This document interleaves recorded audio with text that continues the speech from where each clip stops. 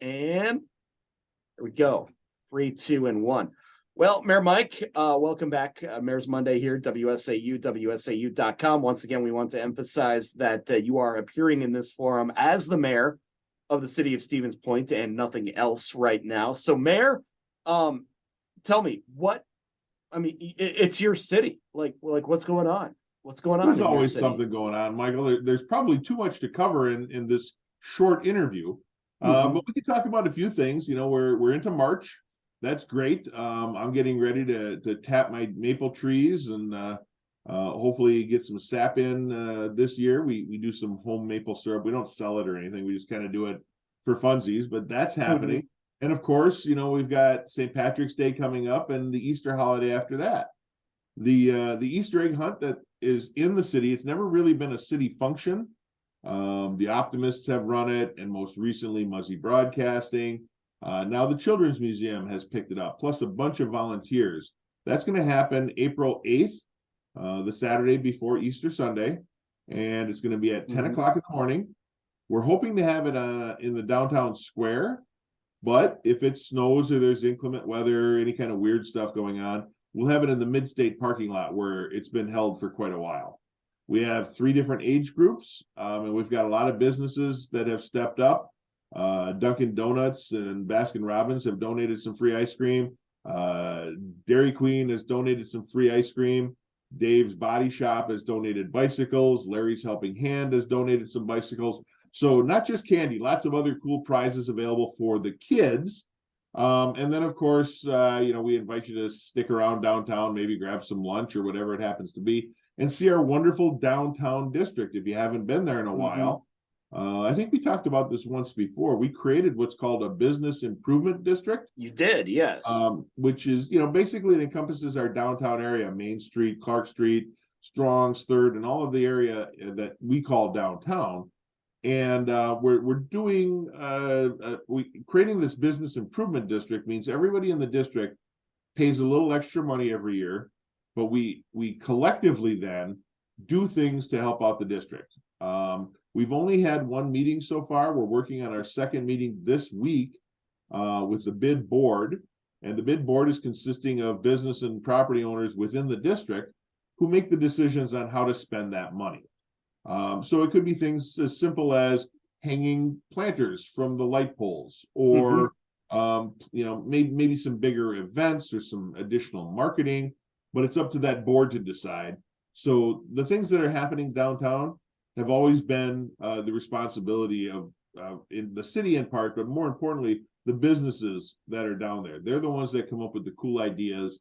The city helps make those visions become reality, and we all benefit from a thriving downtown. Yeah, and that's exactly what I was going to ask you about, because it's something that's kind of intrigued me.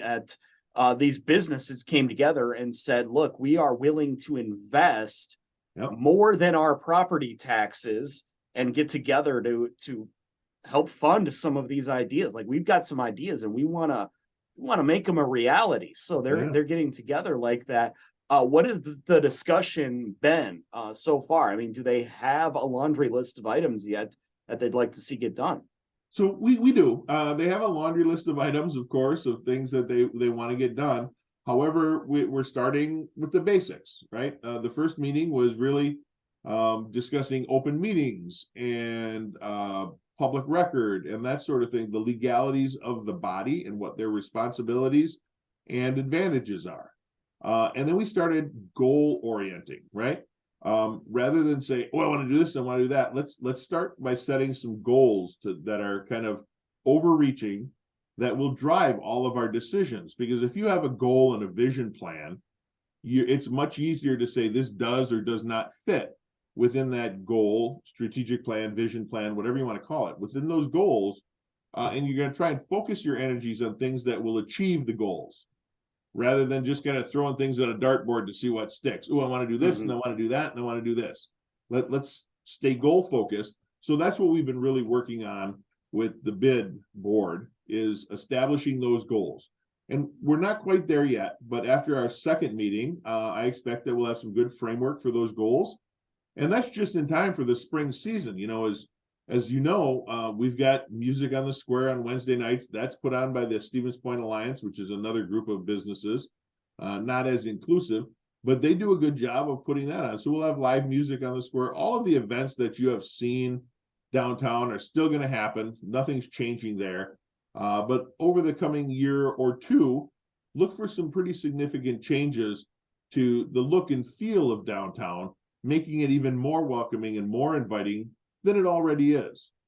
On that note, too, you probably know our Shopko building, or former Shopko building, has been vacant for quite some time. Exactly. We're working with a very reputable developer to take that whole area, not just the former Shopko building, but the parking lot, the surrounding area, the public space that's adjacent to it, and worked out a concept plan to redevelop that whole area, better utilize our public space, which includes a new transit hub and more open performance area, like a mini band shell, if you will, along with some commercial and residential aspects to it, while still keeping that downtown historic feel.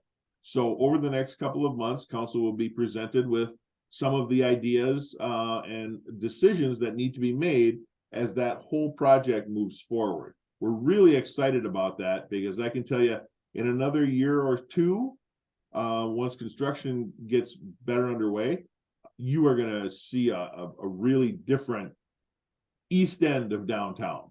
And I'm really excited about that, especially the public aspect of it, having usable public space. Of course, that's where we have our free piano every year. There's a small stage there that some theater groups have used for improv and things like that. We'll have this more functional with a roof and proper electricity and lighting. So I expect live entertainment to be down there, probably next summer, probably not this summer.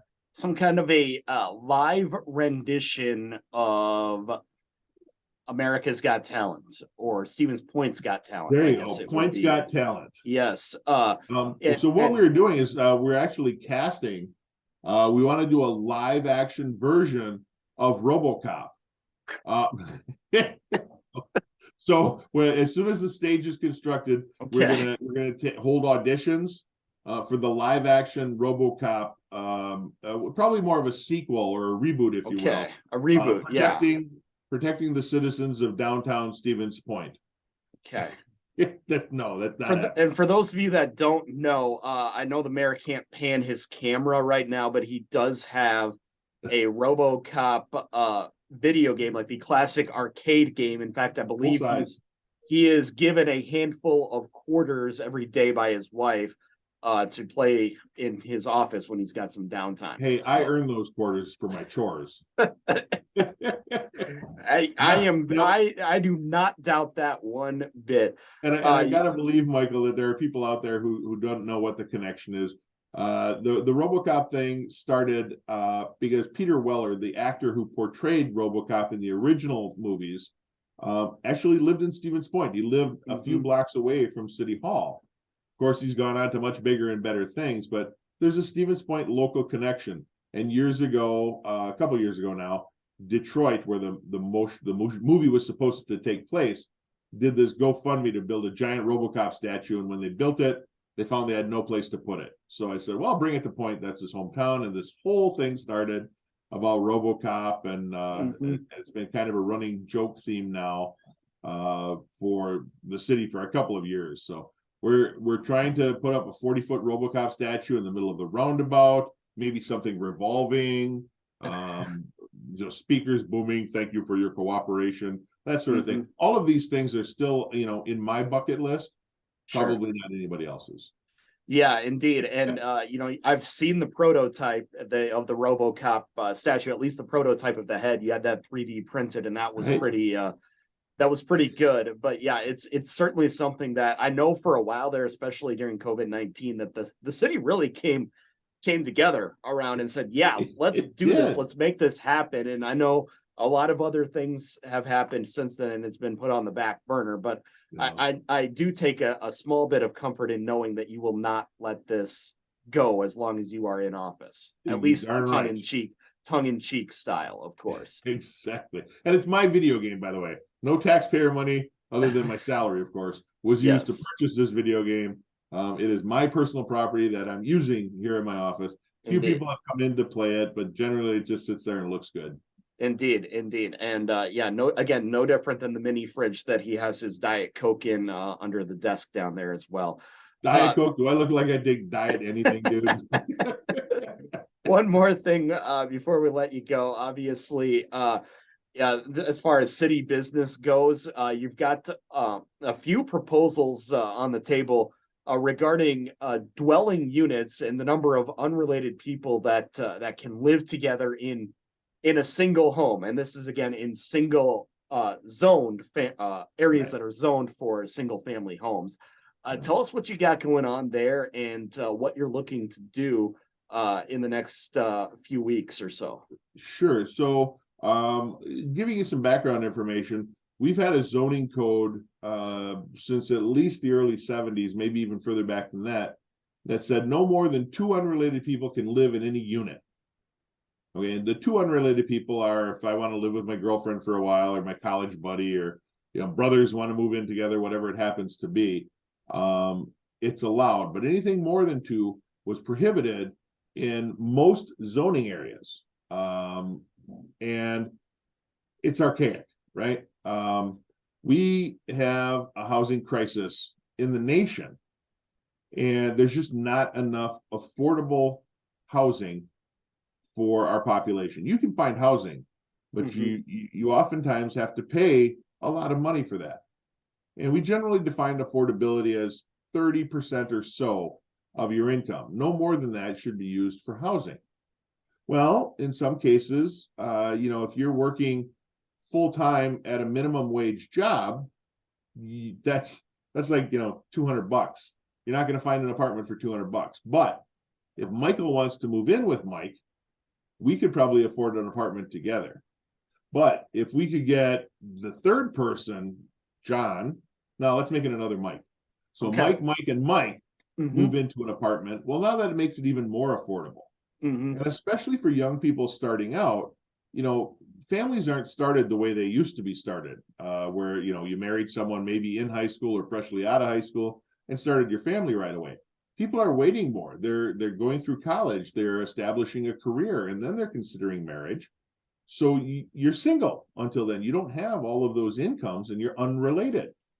So what Madison, for example, just changed their zoning code to allow up to 5 unrelated people in a single family home. What we're looking for is just bumping that up a little bit to see where it goes, right? Baby steps, if you will, trial and error. If it turns into a disaster, like some people would have you believe, it's scaled back enough where we can handle it. So we're asking for 3 unrelated people, but only if the home is owner occupied. So some of the big doomsayers will say, oh, it's a college town and landlords are just going to pack college students into closets and you're going to have to sleep standing up and they're going to be in a, they're embellishing some of the truth. So we're going to take that off the table. It can't be a rental. Okay, it has to be owner occupied, meaning the owner of the property must live on the property before you can have 3 unrelated people. We're not going any higher than 3. We're just testing it out to see what happens. And that's going to be considered tonight at our plan commission meeting, and then it'll go through the process of council, depending on where it goes tonight. It could be enacted as early as the end of the month, or maybe there's more discussion that needs to take place and we drag it out a little bit further. But we have been talking about this for the better part of a year already in this iteration. We've talked about this before, and generally it gets shot down because we couldn't find a reasonable place to start. But I wholeheartedly believe that we're being as cautious as we can to make sure that the people who think this is a terrible idea and that everything's going to go haywire, we want to acknowledge that because those are valid thoughts and opinions. But we also want to be able to say whether or not those opinions are fact. So we're going to try it, or proposal is to try it with baby steps.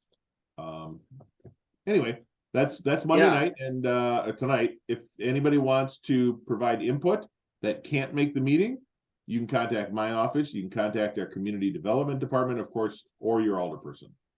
And I hear you explaining it this way, and one of the things that kind of comes to mind for me is you're being careful with it again and saying that the owner of the home must live in the home. So it Right. has to be a single family home. And that actually, goes in with the dream of home ownership for somebody that wants to own their home, but they might say, I want to put away a little more because one day that roof is going to go and I Yes. may or may not be ready for it.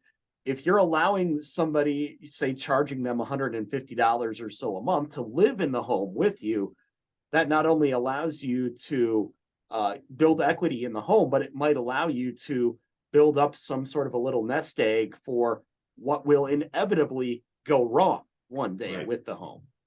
And that's what it is. So we're using this partially to help address that housing affordability, right? If I'm a single person, I probably can't afford a mortgage on my own. But if I am a single person and I have guaranteed income that my two friends are going to be living with me and they're going to be paying rent to help me offset the cost of that mortgage, that's guaranteed income, which makes that house now more affordable for me and makes the rent more affordable for my two friends. So I think it's going to go over pretty well. Yeah, indeed. We'll look forward to seeing where this discussion goes. As you said, this is something that not only points to something that you want to get done in Stevens Point, but it also points to a much larger debate nationwide, or a much larger discussion on what to do with the price of rent and other ways of putting a roof over your head, because obviously that's something that everybody's been thinking about these days. Absolutely. Indeed. Well, Mayor Mike, we always appreciate the time on to chat like this on a Monday. And again, we will look forward to chatting again next month. All right. You have a wonderful St. Patrick's Day, and we'll see you closer to Easter. Indeed.